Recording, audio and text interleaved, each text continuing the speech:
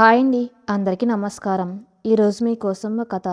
కథలోకి వెళ్తే, గోదావరి నది తీరంలో ఉన్న ఒక అందమైన పల్లెటూరు రామచంద్రాపురం. ఆ ఊర్లో నారాయణ గారి కుటుంబం అంటే అందరికీ ఎంతో గౌరవం.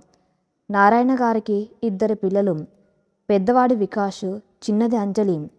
వికాస్ పట్నంలో సాఫ్ట్వేర్ ఇంజనీర్గా పనిచేస్తూ కుటుంబ బాధ్యతలను తన భుజాలపై వేసుకున్నాడు. అంజలి డిగ్రీ పూర్తి చేసి ఇంటి దగ్గరే ఉంటూ తల్లిదండ్రులకు చేదురు వాదురుగా ఉంటుంది. అంజలి చాలా అందమైంది. అంతకుమించి మంచి మనసున్నది. పెద్దలను గౌరవించడం, ఇంటి పనుల నేర్పు, కష్టంలో ఉన్న వారికి సాయం చేయడం ఆమె నైజం. వికాస్కు పెళ్లి వయసు రావడంతో నారాయణ గారు సంబంధాలు చూడడం మొదలుపెట్టారు. చాలా సంబంధాలు చూసిన తర్వాత పక్క ఊర్లో ఉన్న ప్రకాష్ గారి అమ్మాయి హాసిని అయితే తమ అబ్బాయికి అన్ని విధాలా తగిన జోడి అని నారాయణ గారు భావించారు. హాసిని కూడా డిగ్రీ చదివింది. చూడ్డానికి మహాలక్ష్మిలా ఉంటుంది. మధ్యవర్తుల ద్వారా ప్రకాష్ గారికి కబురు పంపారు. పెళ్లి చూపులు ఏర్పాట్లయ్యాయి. వికాస్ హాసిని ఒకరినొకరు చూసుకున్నారు, మాట్లాడుకున్నారు. ఇద్దరికి ఒకరంటే ఒకరికి ఇష్టం ఏర్పడింది. వికాస్ ముఖంలో ఆనందం చూసిన నారాయణ గారు వెంటనే ప్రకాష్ గారితో సంబంధం ఖాయం చేసుకుందామని మనసులో అనుకున్నాడు. కానీ ప్రకాష్ గారి మనసులో వేరే ఆలోచన ఉంది. ప్రకాష్ గారికి హాసినితో పాటు ఒక కొడుకు ఉన్నాడు. వాడి పేరు తరుణ్. తరుణ్కు చిన్నప్పటి నుండి గారాబం ఎక్కువ. ఆ గారాబంతోనే చెడు స్నేహాలు చేసి మందు సిగరెట్ వంటి వ్యసనాలకు బానిసయ్యాడు. తరుణ్కు పెళ్లి చేయాలని ప్రకాష్ గారు చాలా ప్రయత్నాలు చేశారు. కానీ తరుణ్ వ్యసనాల గురించి తెలుసుకున్నాం. ఏ తండ్రి కూడా తన కూతుర్నిచ్చి పెళ్లి చేయడానికి ముందుకు రాలేదు. కొడుకు జీవితం ఇలా ఒంటరిగా మిగిలిపోతుందేమో అని ప్రకాష్ గారు లోపల మదనపడుతున్నారు. నారాయణ గారు తమ అబ్బాయికి హాసిని అడగానే ప్రకాష్ గారికి ఒక ఆలోచన తట్టింది. నారాయణ గారి అమ్మాయి అంజలి గురించి ప్రకాష్ గారికి ముందే తెలుసు. చాలా పద్ధతి గల అమ్మాయి అని ఊరంతా అనుకుంటూ ఉంటారు. నారాయణ గారు, మీ అబ్బాయి వికాస్ అంటే మాకు చాలా ఇష్టం. మా అమ్మాయిని మీ ఇంటికి కోడలుగా పంపటం మాకు సంతోషమే. కానీ నాకు చిన్న షరతు ఉంది అన్నాడు ప్రకాష్ గారు గంభీరంగా. నారాయణ గారు ఆశ్చర్యంగా, ఏంటి ప్రకాష్ గారు, మీ షరతు ఏంటో చెప్పండి, మా చేతుల్లో ఉంటే తప్పకుండా నెరవేరుస్తాం అని అన్నాడు. మీ అమ్మాయి అంజలిని మా కొడుకు తరుణ్కిచ్చి పెళ్లి చేయాలి. నా కొడుక్కి మీ అమ్మాయిని ఇవ్వాలంటే మా అమ్మాయిని మీ కొడుకు చేసుకోవాలి అనేది నా కండిషన్. ఇదొక కుండ మార్పిడి సంబంధం అనుకోండి. మీరు దీనికి అంగీకరిస్తే మీ అబ్బాయికి మా అమ్మాయినిచ్చి పెళ్లి చేస్తాను అని తెగేసి చెప్పాడు ప్రకాష్ గారు. ఆ మాట వినగానే నారాయణ గారి గుండె ఆగిపోయినంత పనైంది. తరుణ్ గురించి ఆయనకు ముందే తెలుసు. రోజు మందు తాగటం, ఎప్పుడు నోట్లో సిగరెట్ పెట్టుకుని తిరగటం వాడి దినచర్య. ఇలాంటి వాడికి తన అల్లారు ముద్దుగా పెంచుకున్న అంజల్ని ఎలా ఇవ్వగలడు? ఒక తండ్రిగా ఆ ఊహను కూడా ఆయన భరించలేకపోయాడు. ఏంటి ప్రకాష్ గారు మీరు మాట్లాడేది? మీ అబ్బాయి తరుణ్కు ఉన్న అలవాట్ల గురించి ఊరందరికీ తెలుసు. అలాంటి వాడి చేతిలో నా కూతురి చెయ్యి ఎలా పెట్టగలను? వికాస్కు హాసినితో పెళ్లి ఇష్టమే కానీ ఈ కండిషన్కు నేను ఒప్పుకోలేను అని నారాయణ గారు నిరాశగా అన్నారు. ప్రకాష్ గారు వెనక్కి తగ్గలేదు. అయితే ఈ సంబంధం ఇక్కడితో ఆపేద్దాం నారాయణ గారు. నా కొడుక్కి ఇల్లాలిగా వచ్చి వాని దారిలో పెట్టుకుని ఒక మంచి అమ్మాయి నాకు కావాలి. అంజలి అయితే ఆ బాధ్యతను తీసుకోగలదు అని నా నమ్మకం. నా కొడుకు జీవితం బాగుపడితేనే నా కూతుర్ని సంతోషంగా సాగనంపగలను. మీరు ఆలోచించుకొని మీ నిర్ణయం చెప్పండి అని చెప్పి అక్కడి నుండి వెళ్ళిపోయాడు. ఇంటికి వచ్చిన నారాయణ గారు తీవ్రమైన ఆలోచనలో పడిపోయాడు. ఒకవైపు కొడుకు వికాస్కు హాసిని అంటే ఇష్టం ఉన్నా, మరోవైపు కూతురు అంజలి భవిష్యత్తుపై ఉన్న భయం. ఆయన పరిస్థితి ముందు నుయ్యి వెనగ్గొయ్యిలాగా తయారైంది. వికాస్కు ఈ విషయం తెలిసి చాలా బాధపడ్డాడు. నాన్నగారు, నా పెళ్లి కోసం చెల్లి జీవితాన్ని బలి చేయడం నాకు ఇష్టం లేదు. మనం ఆ సంబంధం వదులుకుందాం. నాకు వేరే సంబంధం చూద్దురు గాని అని వికాస్ తండ్రితో అన్నాడు. కానీ వికాస్ కళ్ళల్లో ఉన్న బాధను, హాసినిపై ఉన్న ఇష్టాన్ని అంజలి పసిగట్టింది. తన అన్నయ్య ఆనందం కంటే తనకేది ముఖ్యం కాదని ఆమె భావించింది. తరుణ్కు చెడు అలవాట్లు ఉన్న మాట నిజమే. కానీ మనిషి పుట్టుకతోనే ఎవరు చెడ్డవారు కాదు కదా. సరైన ప్రేమ, అభిమానం దొరికితే ఇలాంటి వ్యక్తినైనా మార్చవచ్చనే నమ్మకం అంజలికి ఉంది. ఆ రాత్రి నారాయణ గారు భోజనం కూడా చేయకుండా కూర్చుని ఉండగా అంజలి ఆయన దగ్గరకు వెళ్ళింది. నాన్నగారు, నేను తరుణ్ని పెళ్లి చేసుకోవడానికి సిద్ధంగా ఉన్నాను అని ప్రశాంతంగా చెప్పింది. నారాయణ గారు ఒక్కసారిగా ఉలిక్కిపడ్డారు. ఏం మాట్లాడుతున్నావమ్మా? వాడొక తాగుబోతు, సిగరెట్లు కాలుస్తాడు. వాడికి పెళ్ళి అవ్వకపోవడానికి కారణం వాడి వ్యసనాలే. అలాంటి వాడితో నీ జీవితం ఎలా ఉంటుందో కనీసం ఊహించగలవా? వద్దు తల్లి, నీ అన్నయ్యకి వేరే పెళ్లి నేను చేస్తాను. నిన్ను మాత్రం ఆ నరకంలోకి పంపను అని కన్నీళ్లు పెట్టుకున్నారు. అంజలి తండ్రి చేతులు పట్టుకుని, నాన్న, నాపై నమ్మకం లేదా? మీ పెంపకంపై మీకు నమ్మకం లేదా? వ్యసనాలు ఉన్నాయని ఒక మనిషిని దూరం చేసుకుంటే ఆ మనిషి ఇంకా చెడిపోతాడు. ఒక భార్యగా ప్రేమతో, ఓపికతో అతన్ని మార్చుకునే బాధ నాది. ఇంట్లో ఎప్పుడు గొడవలు జరగకుండా ప్రశాంతమైన వాతావరణంలో అతనికి నా ప్రేమను పంచుతాను. అన్నయ్య సంతోషం కోసం నేను తీసుకుంటున్న ఈ నిర్ణయం తప్పు కాదు నాన్న, దయచేసి ఒప్పుకోండి అని ఎంత పన్నీతో బతిమాలింది. కూతురి మాటల్లో ఉన్న ధైర్యం, అన్నయ్యపై ఉన్న ప్రేమ చూసి నారాయణ గారికి మాటలు రాలేదు. వికాస్ ఎంత వాదించినా అంజలి వినలేదు. తన అన్నయ్య భవిష్యత్తు కోసం తన బాధగా ఈ పెళ్లికి అంగీకరిస్తున్నానని పదే పదే చెప్పింది. చివరకు అంజలి పట్టుదల ముందు ఓడిపోయిన నారాయణ గారు భారమైన హృదయంతో ప్రకాష్ గారి కండిషన్కు ఒప్పుకున్నారు. పెళ్లి పనులు మొదలయ్యాయి. రెండిళ్లలోనూ సందడి వాతావరణం నెలకొంది. వికాస్, హాసన్ల పెళ్లి ఒకవైపు, తరుణ్, అంజలిల పెళ్లి మరోవైపు ఘనంగా జరుగుతున్నాయి. అయితే అంజలి మనసులో ఒక మూల చిన్న భయం లేకపోలేదు. తరుణ్ నన్ను అంగీకరిస్తాడా? నా మాట వింటాడా? కోపం రాకుండా తన్ని ఎలా మార్చుకోవాలి? ఇలాంటి వందలాది ప్రశ్నలు ఆమె మెదడులో మేలుతున్నాయి. కాంతన నిర్ణయం పట్ల ఆమెకు పూర్తి నమ్మకం ఉంది. ఎట్టి పరిస్థితుల్లోనూ తరుణ్తో గొడవపడకూడదని, కేవలం తన మౌనంతో, ప్రేమతో, సేవతో అతన్ని జయించాలని ఆ మనసులో గట్టిగా నిశ్చయించుకుంది. పెళ్లి మండపంలో రెండు జంటలు పక్క పక్కనే కూర్చున్నారు. తరుణ్ ముఖంలో పెళ్లి పట్ల ఎలాంటి ఆసక్తి లేదు. ఏదో తండ్రి బలవంతం చేశాడని, తనకి పెళ్లి ఇష్టం లేకపోయినా తప్పక కూర్చున్నట్టుగా ఉన్నాడు. అంజలి వైపు కనీసం తలెత్తి కూడా చూడలేదు. కానీ అంజలి మాత్రం చిరునవ్వుతో కొత్త జీవితంలోకి అడుగు పెడుతున్నానని సంబరపడింది.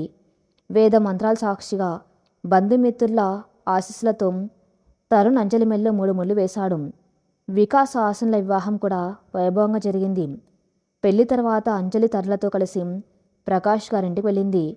అత్తమామలు ఆమెను ఎంతో ఆప్యాయంగా లోపలికి ఆహ్వానించారు. ముఖ్యంగా ప్రకాష్ గారు అంజలిని చూసి, అమ్మ అంజలి, మా ఇంటికి మహాలక్ష్మిలా వచ్చావు. నా కొడుకు జీవితాన్ని చక్కరైతే బాధ నీదే తల్లి అని చేతులు పట్టుకుని అడిగారు. అంజలి నవ్వుతూ తలూపింది. శోభనం రాత్రి అంజలి గదిలో పాల గ్లాస్తో తరుణ్ కోసం ఎదురు చూస్తుంది. ఆమె గుండె వేగంగా కొట్టుకుంటుంది.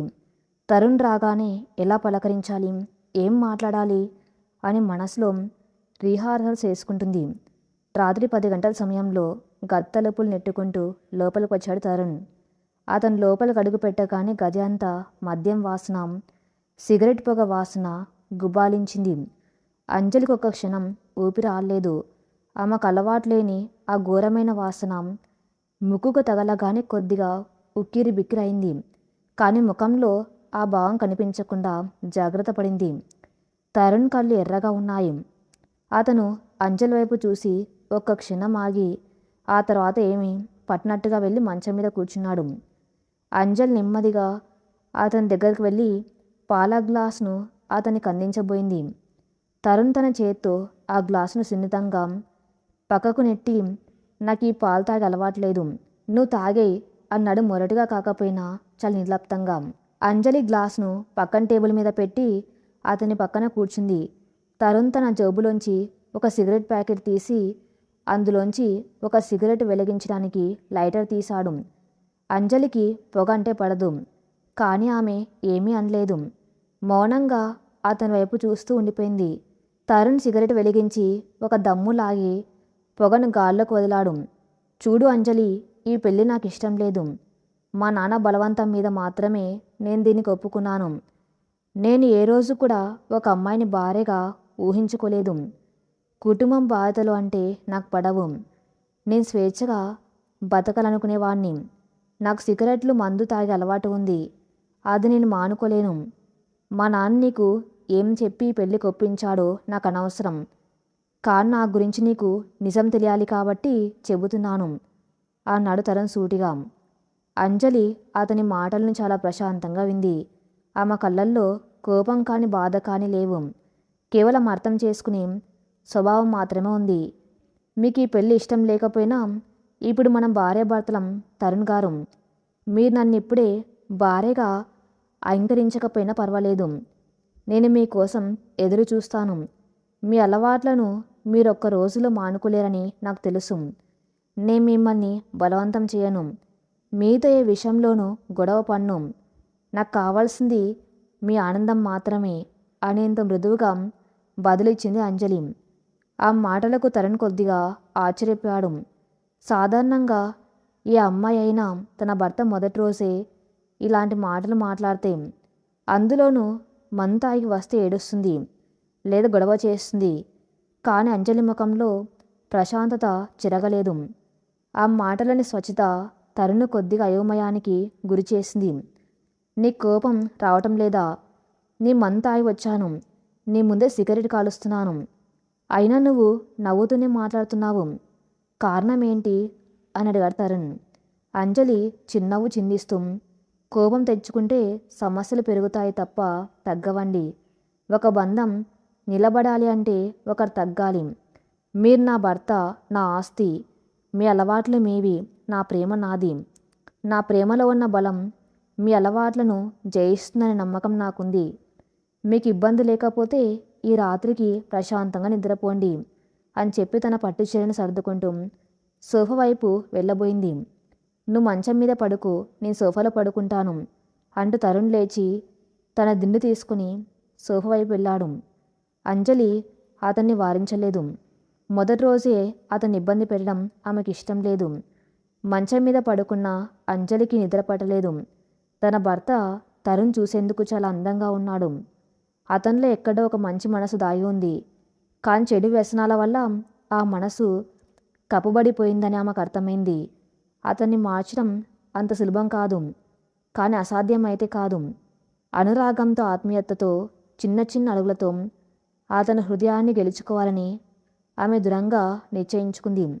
తరుణ్ సోఫాలో పడుకొని కళ్ళు మూసుకున్నాడు. కానీ అంజలి మాటలు అతని చెవుల్లో మారుమోగుతున్నాయి. నా ప్రేమలో ఉన్న బలం మీ అలవాట్లను జయిస్తుంది అన్న మాట అతనికి వింతగా అనిపించింది.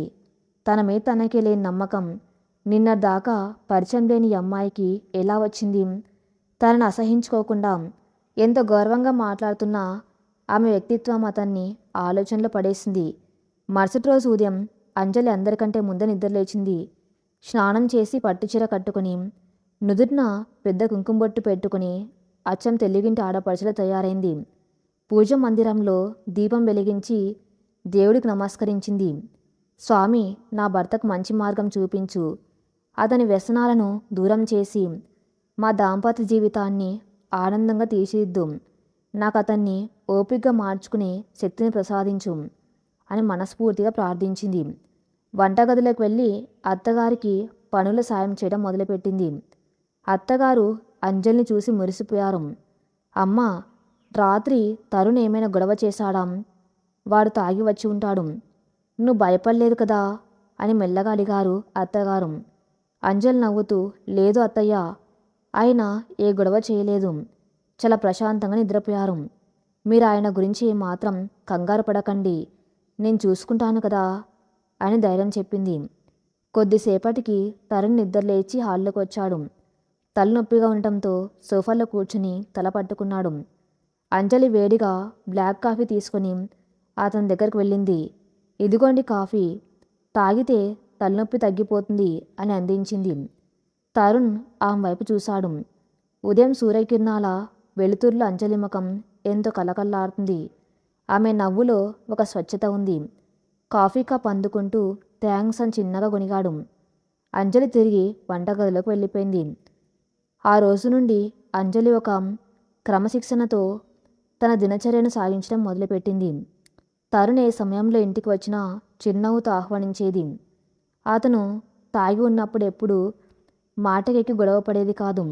అతనికి ఇష్టమైన వంటకాలు చేసి పెడుతూ అతనికి అవసరమైన ప్రతి చిన్న వస్తువును దగ్గరుండి చూసుకునేది. తరుణ్ ఉదయం లేచేసరికి అతనికి వేడి నీళ్లు, బట్టలు అన్నీ సిద్ధంగా ఉంచేది. మొదట్లో తరుణ్ ఆమె సేవలను పెద్దగా పట్టించుకోలేదు. తన పని తాను చేసుకుంటూ పోయేవాడు. అంజలి తనకు దూరంగా ఉంటుందేమో అనుకున్నాడు.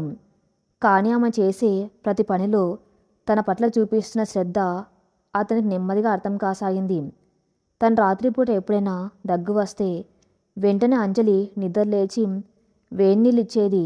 తను తాగేసి వచ్చి తిండి తినకుండా పడుకుంటే మరుసటి రోజు ఉదయం ఏమీ అనకుండా అతనికి ఇష్టమైన టిఫిన్ చేసి పెట్టి, నిన్న రాత్రి తినలేదు కదా, ఇప్పుడు కాస్త ఎక్కువ తినండి అని ప్రేమగా అడిగేది. ఒకరోజు తరుణ్ తన స్నేహితుడితో కలిసి బయటకు వెళ్ళడానికి తయారవుతున్నాడు. జోబులో సిగరెట్ ప్యాకెట్ పెట్టబోతూ ఉంటే అది కింద పడింది. దాన్ని తీయటానికి వంగిన తరుణ్కు అక్కడే నేలను శుభ్రం చేస్తున్న అంజలి కనిపించింది. ఆమె దగ్గరకు వచ్చి ఆ ప్యాకెట్ను తీసి తరుణ్ చేతికిచ్చింది. మీకిది లేకుండా ఉండలేరు కదా, జాగ్రత్తగా పట్టుకోండి అని ఎంతో సాధారణంగా చెప్పి తన పని తాను చూసుకోసాగింది. తరుణ్ చేతిలో ఆ ప్యాకెట్ అలాగే ఉండిపోయింది. ఆమె తన్ను వద్దని కూడా అనలేదు. కానీ ఆమె కళ్ళల్లో ఒక చిన్న వెలుతి కనిపించింది. తన భర్త తనతో సమయం గడపకుండా ఇలా స్నేహితులతో వ్యసనాలతో గడుపుతున్నాడు కదా అని ఏ భార్యకైనా బాధ ఉంటుంది. కానీ అంజలి దాన్ని ఎప్పుడూ మాటల్లో వ్యక్తపరచలేదు. ఆ రోజు తరుణ్ బయటకు వెళ్ళాడు, కానీ అతనికి ఎందుకో సిగరెట్ తాగాలనిపించలేదు. ప్రతిసారి సిగరెట్ వెలిగించబోతున్నప్పుడు అంజలి ముఖం గుర్తుకు రాసాగింది. రోజులు గడుస్తున్నాయి. అంజలి చూపిస్తున్న మౌనమైన ప్రేమ, ఓర్పు తరుణ్ మనసులో మెల్లమెల్లగా మార్పుకు బీజాలు వేయడం ప్రారంభించాయి. ఆ కఠినమైన రాతి లాంటి మనసులో అంజలి అని ఒక మృదువైన నీటి బిందువు ప్రతిరోజు పడుతూ దాన్ని కరిగించే ప్రయత్నం చేస్తుంది. ఒకే గదిలో ఉంటున్న ఇద్దరి మధ్య భౌతికమైన బంధం ఏర్పడకపోయినా ఒక తెలియని మానసిక అనుబంధం నెమ్మదిగా మొలకెత్తుంది. తరుణ్కు తెలియకుండానే అంజలి అంటే ఒక రకమైన గౌరవం అతనిలో మొదలైంది. తను తాగి ఇంటికి రావటం ఇప్పుడు అతనికి కొద్దిగా సిగ్గుగా అనిపించడం ప్రారంభించింది.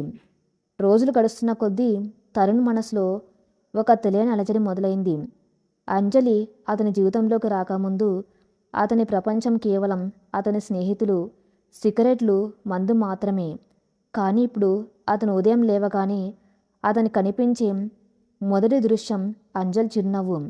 ఆమె పూజా మందిరం ముందు నిలబడి దేవుణ్ణి నమస్కరిస్తూ ఉన్నప్పుడు ఆమె మోంపై పడే దీపపు కాంతిలో ఒక అద్భుతమైన ప్రశాంతత కనిపించేది.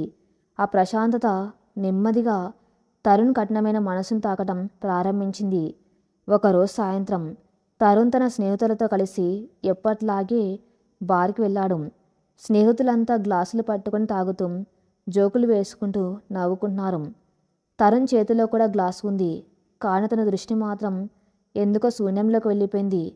ఒక స్నేహితుడు తరుణ్ భుజం తట్టి, ఏంట్రా తరుణ్, పెళ్ళైనప్పటి నుంచి కొంచెం మారావు, ఎప్పుడు ఏవో ఆలోచనలో ఉంటున్నావు, భార్య దెప్పొడుస్తుందా ఏంటి, తాగి వస్తున్నావని అని అడిగాడు. ఆ మాటకు తరుణ్ ఉలిక్కిపడ్డాడు. అంజలి తన్ను ఏ రోజైనా పల్లెత్తి మాట అందా? లేదు. కనీసం విసుక్కుందా? లేదు. అలాంటిదేం లేదురా అని చెప్పి తన చేతిలో ఉన్న గ్లాసును టేబుల్ మీద పెట్టేశాడు. ఆ రోజు అతనికి ఆ మందు రుచించలేదు. ఎందుకో ఇంటికి వెళ్ళాలనిపించింది. స్నేహితులకు ఏదో సాకు చెప్పి త్వరగానే అక్కడి నుంచి బయలుదేరాడు. ఇంటికి చేరుకునేసరికి రాత్రి 8 గంటలైంది. సాధారణంగా అతను 10-11 గంటలకు కానీ ఇంటికి వచ్చేవాడు కాదు. తరుణ్ రాక చూసి ప్రకాష్ గారు, అత్తగారు ఆశ్చర్యపోయారు. అంజలి వంటగదిలో పని చేసుకుంటుంది. తరుణ్ నేరుగా తన గదిలోకి వెళ్ళాడు. గది అంతా చాలా శుభ్రంగా అగరబత్తుల సువాసనతో ఉంది. మంచం మీద తన కోసం తెల్లటి దుస్తులు ఇస్త్రీ చేసి పెట్టి ఉన్నాయి. అంజలి వస్తువులను ఎంత పొందిగ్గా సర్దుందో చూసి అతని ముచ్చటేసింది. స్నానం చేసి వచ్చి మంచం మీద కూర్చున్నాడు. కొద్దిసేపటికి అంజలి భోజనం పళ్ళెంతో గదిలోకి వచ్చింది. తరుణ్ను అంత త్వరగా చూసేసరికి ఆమె కళ్ళల్లో ఒక చిన్న మెరుపు మెరిసింది. ఈరోజు త్వరగా వచ్చారేంటి? తల ఏమైనా నొప్పిగా ఉందా అండి అని ఎంతో ఆప్యాయంగా అడిగింది. ఆ పలకరింపులో ఉన్న స్వచ్ఛతకు తరుణ్ మనసు కరిగిపోయింది. లేదు అంజలి, ఎందుకు ఈరోజు త్వరగా రావాలనిపించింది అని అన్నాడు. అంజలి నవ్వి, చాలా సంతోషమండి, ముందు భోజనం చేయండి అని పళ్ళెం అతని ముందు పెట్టింది. తరుణ్ భోజనం చేస్తుంటే అంజలి పక్కనే కూర్చుని వడ్డించసాగింది. తరుణ్ ఆమెని తదేకంగా చూడసాగాడు. ఆమె చేతులకు ఉన్న గాజుల సవ్వడి వింటూ ఉంటే అతనికి ఏదో తెలియని ఆనందం కలుగుతుంది. ఈరోజు వంట చాలా బాగుంది అంజలి అన్నాడు తరుణ్ భోజనం పూర్తయ్యాక. అంజలి ముఖం ఆనందంతో వెలిగిపోయింది. పెళ్ళైన ఇన్ని రోజుల్లో అతను తనతో ఒక మంచి మాట మాట్లాడడం ఇదే తొలిసారి. మరుసటి రోజు ఉదయం ఆకాశం మేఘావృతమై ఉంది. సన్నగా వర్షం పడుతుంది. వాతావరణం చల్లగా ఉండటంతో తరుణ్ కొద్దిగా జ్వరం వచ్చినట్టు అనిపించింది. ఒళ్ళు వెచ్చగా ఉండటంతో అతను మంచం మీద పడుకుని ఉండిపోయాడు. అంజలి గదిలోకి వచ్చి చూసరికి తరుణ్ చలికి వణుకుతున్నాడు. వెంటనే ఆమె కంగారుగా అతని దగ్గరికి వెళ్ళి నుదుటి మీద చేయి వేసి చూసింది. జ్వరం చాలా ఎక్కువగా ఉంది. అయ్యో, జ్వరం బాగా ఎక్కువగా ఉందండి, మీరు ఇలా పడుకోండి, నేను ఇప్పుడే వస్తానని చెప్పి వేగంగా వంటగదిలోకి వెళ్ళి ఓ గిన్నెలో వేడి నీళ్ళు, ఒక శుభ్రమైన వస్త్రం తీసుకుని వచ్చింది. ఆ రోజంతా అంజలి తరుణ్ పక్కనే కూర్చొని చన్నీళ్ల పట్టీలు వేస్తూ అతని జ్వరం తగ్గించడానికి ప్రయత్నించింది. అత్తమామలు వచ్చి డాక్టర్ని పిలుద్దామా అని అడిగితే, పర్వాలేదు అత్తయ్య, వాతావరణం వల్ల వచ్చిన జ్వరమే కదా, నేను చూసుకుంటాను, అవసరమైతే సాయంత్రం డాక్టర్ గారిని పిలుద్దాం అని చెప్పింది అంజలి. తరుణ్ కళ్ళు మూసుకొని పడుకున్నాడు. కానీ అతని మనసు మాత్రం మేల్కొని ఉంది. ఒక చిన్న పిల్లాడికి తల్లి సేవ చేసినట్టుగా అంజలి తనకు సేవ చేస్తుంటే అతని కళ్ళల్లో నీళ్లు తిరిగాయి. మధ్యాహ్నం సమయానికి జ్వరం కొద్దిగా తగ్గింది. అంజలి వేడిగా జావ కాసి తీసుకువచ్చి తన చేతులతో స్వయంగా తరుణ్కు తాగించింది. ఎందుకింత శ్రమ పడుతున్నావు అంజలి? ఒక పని మనిషిలా నా పక్కన కూర్చొని సేవ చేస్తున్నావు, నేను నీకు ఈ ఆనందం ఇవ్వలేదు కదా అని అడిగాడు తరుణ్ చాలా నెమ్మదిగా. అంజలి మృదువుగా నవ్వి, భార్య అంటే కష్టసుఖాల్లో తోడుగా ఉండేవారే కదండి, ఇందులో శ్రమ ఏముంది? మీరు నా భర్త, మీ ఆరోగ్యం చూసుకోవటం నా బాధ్యత, దానికి ప్రతిఫలంగా మీరు నాకేదో ఇస్తారని నేను ఆశించట్లేదు అని చెప్పి అతని తల నిమిరింది. ఆ స్పర్శకు తరుణ్ వంట్లో ఒక విద్యుత్ ప్రవహించినట్లయింది. అతని గుండె వేగం పెరిగింది. మొదటిసారిగా అంజలి మీద అతనికి అంతులేని ప్రేమ పుట్టుకొచ్చింది. 2 రోజుల తర్వాత తరుణ్ పూర్తిగా కోలుకున్నాడు. ఆ 2 రోజుల్లో అంజలి చేసిన సేవలు, చూపించిన ప్రేమ అతని మనసులో ఉన్న చెడు ఆలోచనలన్నింటినీ కడిగేశాయి. జ్వరం తగ్గినా ఇంట్లోనే ఉంటున్నాడు తరుణ్. సిగరెట్ తాగాలనిపించిన అంజలి ముఖం గుర్తొచ్చి తన్ను తాను ఆపుకున్నాడు. ఒకసారి బాల్కాన్లో నిలబడి సిగరెట్ వెలిగించబోయాడు. సరిగ్గా అప్పుడే అంజలి తులసి కోట దగ్గర దీపం వెలిగిస్తుంది. ఆ దీప వెలుగులో ఆ ముఖం చూసిన తరుణ్కు తన చేతిలో ఉన్న సిగరెట్ చాలా అసహ్యంగా అనిపించింది. వెంటనే దాన్ని విరిచేసి కింద పడేశాడు. ఆ రోజు నుంచి సిగరెట్ను ముట్టుకోకూడదని మనసులోని గట్టిగా నిర్ణయించుకున్నాడు. మరుసటి వారం ఇంట్లో ఒక చిన్న పండగ వచ్చింది.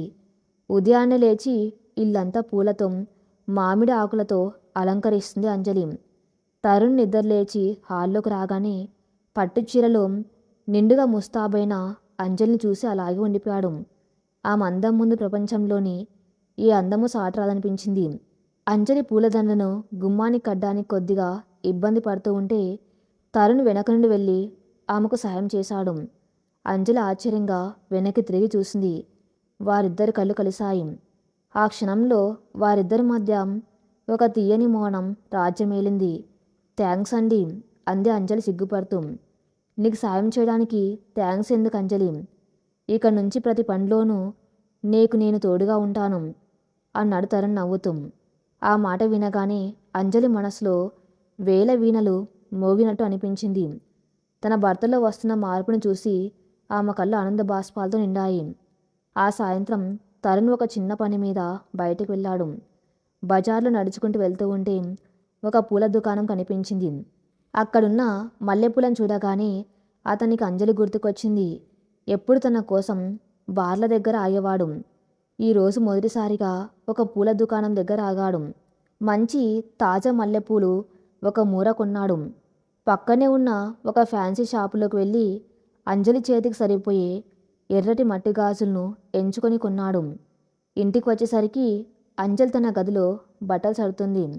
తరుణ్ నెమ్మదిగా వెనక నుండి వెళ్ళి ఆమె కళ్ళను తన చేతులతో మూసాడు. అంజలి ఉలిక్కిపడి ఎవరిది అంది కంగారుగా. నేనే అంజలి అంటూ చేతులు తీశాడు తరుణ్. అంజలి తిరిగి చూసేసరికి తరుణ్ నవ్వుతూ చేతిలో ఉన్న మల్లెపూలను గాజులను ఆమెకు అందించాడు. అంజలి ఆశ్చర్యంతో వాటిని తీసుకొని నా కోసమా అని అడిగింది నమ్మలేనట్లుగా. అవునంజలి, ఇన్ని రోజులు నా వల్ల నువ్వు చాలా బాధపడ్డావు. నేను ఎంత నిర్లక్ష్యంగా ఉన్నా నువ్వు మాత్రం నీ ప్రేమను ఓర్పును కోల్పోలేదు. నీ ప్రేమ నన్ను గెలిపించింది అంజలి. నీ మారిపోయాను. ఇకపై నాకు సిగరెట్లు మందు అక్కర్లేదు. నాకు నువ్వు కావాలి, నీ ప్రేమ కావాలి అంటూ అంజలి చేతులను తన చేతుల్లోకి తీసుకున్నాడు తరుణ్. అంజలి కళ్ళల్లో నుండి ఆనంద కన్నీరు జాలువారాయి. నిజంగానా అండి? మీరు నా కోసం మీ అలవాట్లను మానుకుంటారా అని అడిగింది గద్గద స్వరంతో. మానుకుంటాను కాదు అంజలి, మానుకున్నాను. నిన్నటితో ఆ పాత తరుణ్ చనిపోయాడు. ఇప్పుడు నీ ముందు ఉన్నది నీ భర్త తరుణ్ మాత్రమే. నీ ప్రతి అడుగులో, ప్రతి ఆనందంలో నేను నీకు తోడుగా ఉంటాను. నన్ను క్షమించు అంజలి, నేను నిన్ని రోజులు దూరం పెట్టినందుకని చెప్పి అంజలిని తన గుండెలకు హత్తుకున్నాడు. అంజలి కూడా తన భర్తను గట్టిగా కౌగిలించుకుని అతని భుజంపై తలపెట్టి ఏడ్చేసింది. అవి బాధతో వచ్చిన కన్నీళ్లు కావు, తన ప్రేమ సాధించిన విజయానికి గుర్తుగా వచ్చిన ఆనంద బాష్పాలు. ఒకే గదిలో ఉన్న ఇన్ని రోజులు రెండు అంచులుగా ఉన్న వారి మనసులు ఆ క్షణంలో ఒక్కటయ్యాయి. తరుణ్ తన చేతులతో అంజలి కన్నీళ్లను తుడిచి ఆమె కొప్పులో మల్లెపూలను తురిమాడు. తాను తెచ్చిన ఎర్రటి గాజులను ఆమె చేతులకు తిరుగుతూ ఉంటే అంజలి సిగ్గుతో ముఖం దాచుకుంది. ఆ రాత్రి వారిద్దరికీ నిజమైన తొలి రాత్రి. మనసులు కలవని బంధం ఎలా ఉంటుందో ఇన్ని రోజులు చూశారు. ఇప్పుడు మనసులు పూర్తిగా పెనవేసుకున్న బంధంలోని మాధుర్యాన్ని ఆస్వాదిస్తున్నారు. తరుణ్ అంజలిని ఎంతో సున్నితంగా ఆదరించాడు. ఆమె కళ్ళల్లోకి చూస్తూ ఆమెలో ఉన్న ప్రేమను తన సొంతం చేసుకున్నాడు. గదిలో ఉన్న మల్లెపూల సువాసనల మధ్య వారిద్దరి అనురాగబంధం కొత్త చిగురును వేసింది. మరుసటి రోజు ఉదయం తరుణ్ చాలా ఉత్సాహంగా నిద్రలేచాడు.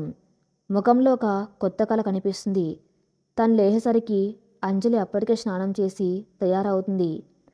తరుణ్ ఆమె దగ్గరికి వెళ్ళి ఆ భుజాలను పట్టుకుని అద్దంలో వాళ్ళిద్దరి ప్రతిబింబాన్ని చూశాడు. మనం ఇద్దరు చాలా బాగున్నాం కదా అన్నాడు తరుణ్ కన్ను గీటుతూ. అంజలి నవ్వుతూ అక్కడి నుండి వంటగదిలో పరిగెత్తింది. హాల్లో కూర్చుని దినపత్రిక చదువుతున్న ప్రకాష్ గారు కొడుకులో వచ్చిన మార్పును గమనించారు. తరుణ్ ఎంతో హుషారుగా వచ్చి తండ్రి పక్కన కూర్చుని, నాన్న, మీ వ్యాపారంలో ఇక నుంచి నేను కూడా సాయం చేస్తాను. ఈరోజు మీతో పాటు నేను కూడా దుకాణానికి వస్తాను అని అన్నాడు. ప్రకాష్ గారు నమ్మలేనట్లుగా కొడుకు వైపు చూశారు. ఎప్పుడు వ్యాపారం పట్ల ఆసక్తి చూపని వాడు ఈరోజు స్వయంగా తానే అడుగుతున్నాడు. లోపల నుండి అంజలి కాఫీలు తీసుకొని రావటం చూసిన ప్రకాష్ గారికి అంతా అర్థమైంది. ఇదంతా తన కోడలు చలివే అని ఆయన మనస్సులోనే ఆమెకు నమస్కరించుకున్నాడు. అలాగేరా తరుణ్, నీ నిర్ణయం నాకు చాలా సంతోషాన్ని ఇచ్చింది అని ఆనందంగా అన్నారు. ఇప్పుడు తరుణ్ ఇంటికి వేళకు వస్తున్నాడు. కుటుంబ సభ్యులతో గడుపుతున్నాడు. ముఖ్యంగా అంజలితో ప్రతి క్షణాన్ని పంచుకున్నాడు. సాయంత్రం వేళల్లో ఇద్దరు కలిసి పైన టెర్రస్ మీద నడుస్తూ కబుర్లు చెప్పుకుంటారు. ఒకరికొకరు తమ చిన్ననాటి ముచ్చట్లు, ఇష్టాలు పంచుకుంటున్నారు. అంజలి నవ్వులు ఆ ఇంట్లో కొత్త వెలుగులు నింపుతున్నాయి. ఒకరోజు సాయంత్రం తరుణ్ ఇంటికి వస్తూ అంజలికి ఇష్టమైన స్వీట్స్ తీసుకువచ్చాడు. అంజలి బట్టలు మడత పెడుతూ ఉంటే తరుణ్ వెనక నుండి వెళ్ళి ఆమెను వాటేసుకున్నాడు. అంజలి, నాకు ఒక చిన్న కోరిక ఉంది, తీరుస్తావా అని అడిగాడు. ఏంటండి అది? మీరు అడిగితే నేను కాదంటానా అంది అంజలి అతని చేతులను తన చేతుల్లోకి తీసుకుంటూ. నీకు అభ్యంతరం లేకపోతే మనం నాన్నగారి ఊరు రామచంద్రాపురం వెళ్ళి మీ అమ్మ నాన్నలను చూసి వద్దామా? మామయ్య గారిని అత్తయ్య గారిని చూసి చాలా రోజులైంది కదా. పైగా వికాస్ హాసిన్లు కూడా ఎలా ఉన్నారో తెలుస్తుంది అని అడిగాడు. ఆ మాట వినగానే అంజలికి పట్టలేనంత సంతోషం వేసింది. తన పుట్టింటికి వెళ్ళాలని ప్రతి ఆడపిల్లకు ఉంటుంది. అందులోనూ తన భర్త మారి తానే స్వయంగా అడుగుతూ ఉంటే ఆ ఆనందానికి అవధుల్లేవు. నిజంగానా? రేపే వెళ్దామా అని ఉత్సాహంగా అడిగింది. తరుణ్ నవ్వుతూ తలూపాడు. వారి ప్రయాణం రామచంద్రాపురం వైపు సాగింది. దారి పొడవునా తరుణ్ అంజలిల మధ్య ఎన్నో కబుర్లు. తరుణ్ ఇప్పుడు పాత మనిషి కాదు. ఒక బాధగల భర్తగా, ఒక మంచి స్నేహితుడిగా అంజలిని అర్థం చేసుకున్నాడు. అంజలి మనసులో కూడా తన అన్నయ్య పట్ల, హాసిని పట్ల ఉన్న బెంగ మెల్లగా తీరుతుంది. ఎందుకంటే తరుణ్ ఎంతగా మారాడో చూస్తే తన తల్లిదండ్రులు ఎంత సంతోషిస్తారో ఆమెకు తెలుసు. కారు రామచంద్రాపురం వైపు వేగంగా దూసుకుపోతుంది. దారికి ఇరువైపులా పచ్చని పొలాలు, కొబ్బరి తోటలు ప్రయాణానికి మరింత అందాన్ని తీసుకొస్తున్నాయి. గోదావరి గాలి చల్లగా తగులుతూ ఉంటే అంజలి మనసు గాల్లో తేలుతున్నట్టుగా ఉంది. పుట్టింటికి వెళ్తున్నానన్న సంతోషం ఒకవైపు, తన భర్తలో వచ్చిన ఊహించని మార్పును తన వాళ్లకు చూపించాలన్న ఆరాటం మరోవైపు ఆమెను ఉక్కిరి బిక్కిరి చేస్తున్నాయి. కారు సీట్లో ఆనుకొని కళ్ళు మూసుకొని ఆ చల్లని గాలిని ఆస్వాదిస్తున్న అంజలి చేతిని తరుణ్ తన చేతుల్లోకి తీసుకున్నాడు. అంజలి కళ్ళు తెరిచి అతని వైపు ప్రేమగా చూసింది. ఏంటి అంజలి, అంత ఆనందంగా ఉన్నావు? పుట్టింటికి వెళ్తున్నానా, లేక నన్ను మంచివాడిగా మార్చి మీ నాన్నగారి ముందు సగర్వంగా నిలబెట్టబోతున్నానా అని అడిగాడు తరుణ్ చిరునవ్వుతో. అంజలి సిగ్గుపడుతూ, రెండూనండి, కానీ అన్నిటికంటే ముఖ్యం, మీరిప్పుడు నా సొంతం. మీ మనసులో నాకు పూర్తి చోటు దొరికింది. నాన్నగారు మిమ్మల్ని చూసి ఎంత సంతోషిస్తారో ఊహించుకుంటేనే నాకు మాటలు రావటం లేదు అని అంది. తరుణ్ ఆమె నుదుటిపై సున్నితంగా ముద్దు పెట్టి, నీ నమ్మకాన్ని నేను ఎప్పటికీ వమ్ము చేయను అంజలి అని మాటిచ్చాడు. కొద్దిసేపటికి కారు నారాయణ గారి ఇంటి ముందు ఆగింది. కారు చప్పుడు వినగానే ఇంట్లోంచి నారాయణ గారు, ఆయన భార్య వికాస్ హాసిని అంతా బయటకొచ్చారు.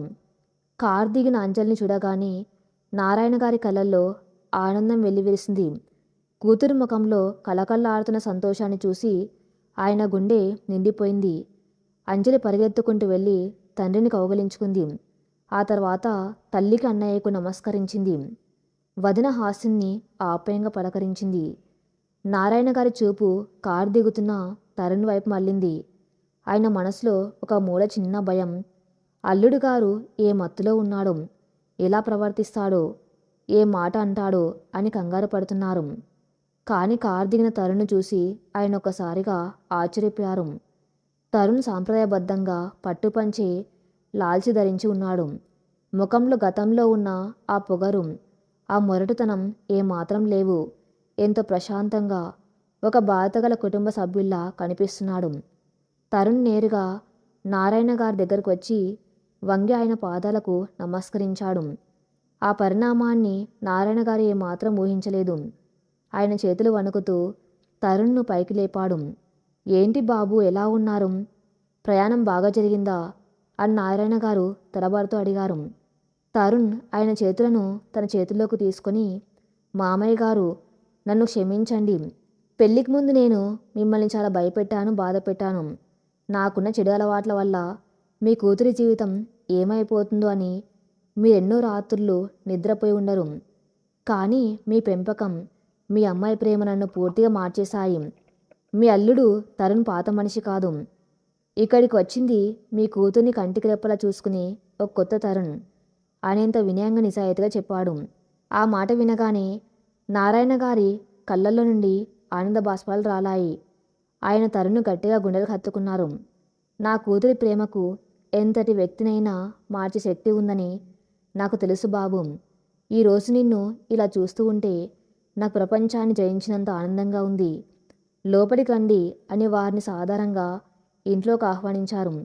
ఇంట్లో అంతా సందడి వాతావరణం నెలకొంది. హాసిని తన అన్నయ్య తరుణ్ దగ్గరకు వెళ్ళి కూర్చుంది. ఆమె కూడా తరుణ్ను ఇలా చూడడం నమ్మలేకపోతుంది. ఎప్పుడు చిరాగ్గా ఉంటూ సిగరెట్ పొగతో ఇల్లంతా నింపే తన అన్నయ్య ఈరోజు ఎంత హుందాగా కనిపిస్తున్నాడో చూసి ఆమె ఆశ్చర్యపోయింది. అన్నా, నువ్వేనా అసలు? నేనిలా చూస్తానని నేను కల్లో కూడా అనుకోలేదు. నిజంగా అంజలి వదిన దేవుళ్ళ వచ్చి నీ జీవితాన్ని మార్చేసింది.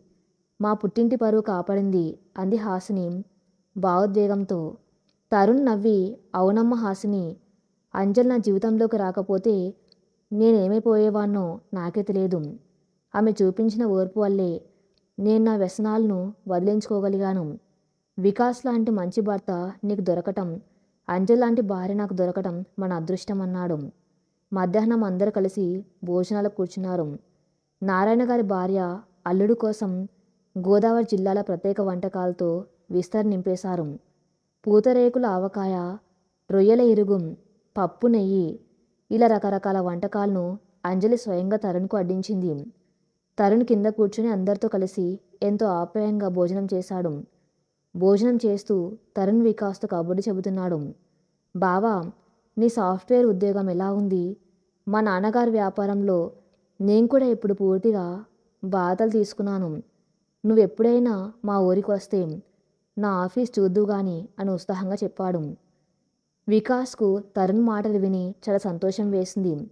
తన చెల్లి జీవితం గురించి, గతంలో తను పడిన వేదన అంతా ఇప్పుడు మాయమైపోయింది. తప్పకుండా వస్తాను తరుణ్. నీలో వచ్చిన మార్పు మా కుటుంబానికి కొండంత ధైర్యాన్నిచ్చింది. అంజలి ముఖంలో ఆనందం చూస్తూ ఉంటే నాకు చాలా సంతోషంగా ఉంది అన్నాడు వికాసం.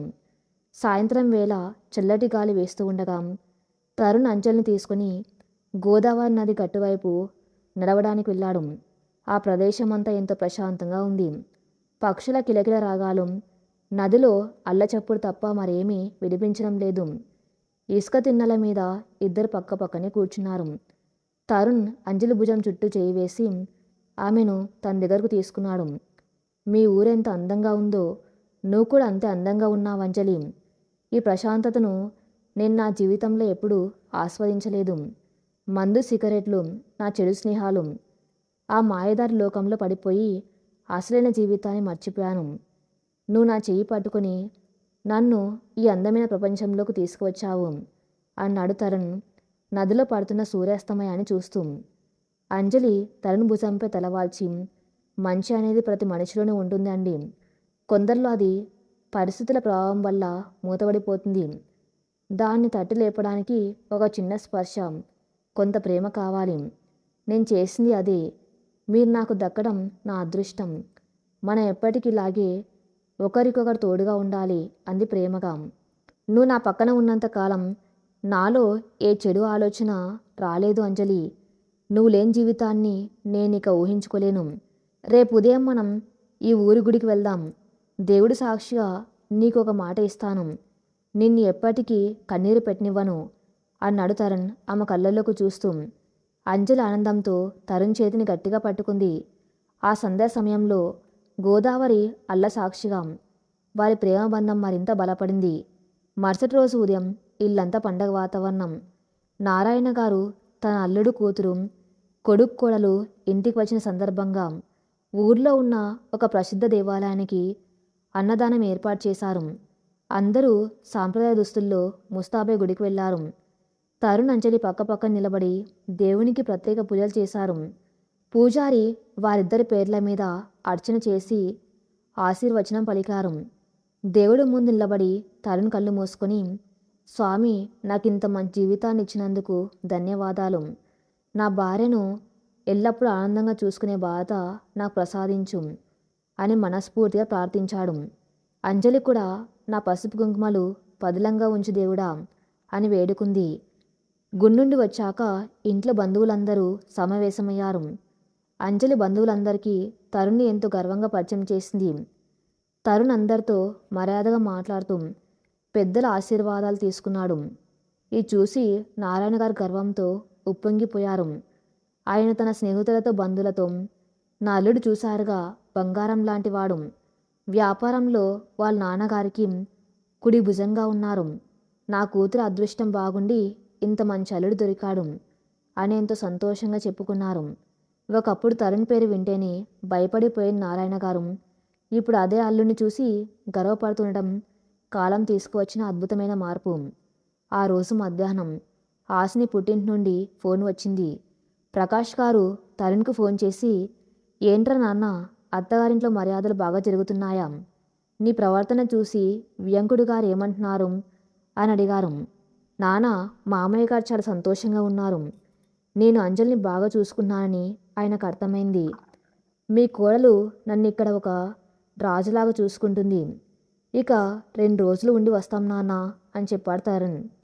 కొడుకు మాటల్లోని పరిణితి, ప్రశాంతత చూసి ప్రకాష్ గారు కూడా ఎంతో ఆనందించారు. తన కుండ మార్పిడి కండిషన్ వల్ల అంజలి జీవితం ఏమైపోతుందో అని ఆయన కూడా ఒకప్పుడు భయపడ్డాడు. కానీ అంజలి తన కుమారుణ్ణి మార్చి తన కుటుంబాన్ని నిలబెట్టిందని ఆయనకు గట్టి నమ్మకం కుదిరింది. రాత్రి భోజనాలు అయ్యాక కుటుంబ సభ్యులందరూ వరండాలో కూర్చొని కబుర్లు చెప్పుకుంటూ ఉన్నారు. అంజలి చిన్ననాటి అల్లరి పండు గురించి నారాయణ గారు తరుణ్కు వివరిస్తూ ఉంటే అందరు నవ్వుకున్నారు. తరుణ్ ఆ మాటలు వింటూ అంజలిని ఆట పట్టించాడు. అంజలి సిగ్గుతో ముఖం దాచుకుంది. ఆ కుటుంబంలో ఇప్పుడు ఎలాంటి కల్మషం లేదు. కేవలం స్వచ్ఛమైన ఆప్యాయత, అనురాగం మాత్రమే ఉన్నాయి. అలా 3 రోజులు రామచంద్రపురంలో ఎంతో ఆనందంగా గడిచిపోయాయి. తరుణ్ అంజలిలకు ఆ ఊరు, ఆ వాతావరణం, ఆ బంధాలు ఒక మధురమైన జ్ఞాపకంగా మిగిలిపోతాయి.